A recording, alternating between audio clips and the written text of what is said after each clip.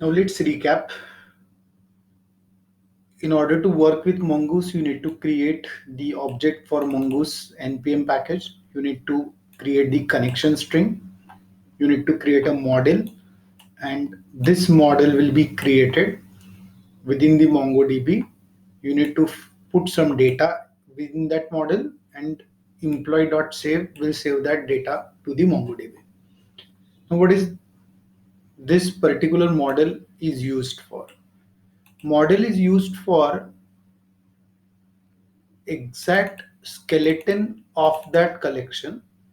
Like employee collection will be having fname as the first field, gender as the second field, and salary as the third field. Fname is of type string, gender is of type string, and salary is of type number. But this is not the only use of this model.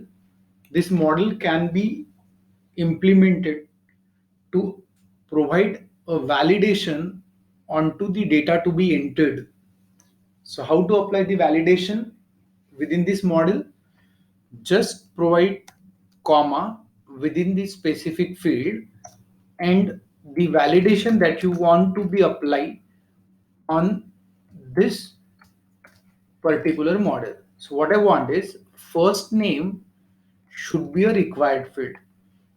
So along with the data type of this fname field, I have provided one more additional information for validation, and that is fname is required, and that's why fname required is equal to true. Now let's remove everything from the sample data. So there is no data available right now within emp, and when you try to use emp.save, the data obviously not going to save, since fname is compulsory field, it is a required field, it is a mandatory field.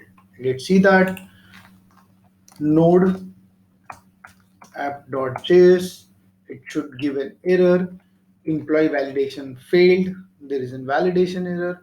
And if you go through it, you can see that path is fname and kind is required. So some sort of error message will be printed. A huge JSON will appear, and you need to read that JSON properly to understand the problem. It means that it says fname is the required field and you cannot skip it. You need to provide that stuff. So how to deal with this?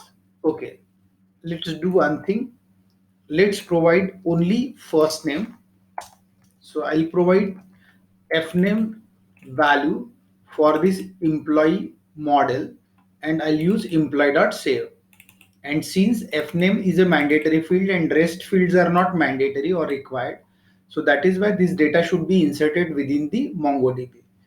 So let's go back, node app.js, and if you run, you can see that data is saved and the updated information is again coming back from the MongoDB. So the Raj is saved in a database collection and with the ID which is auto generated.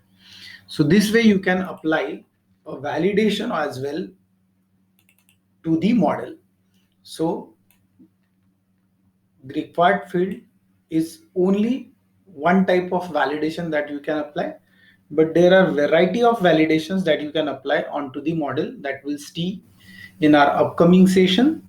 Thanks and stay tuned.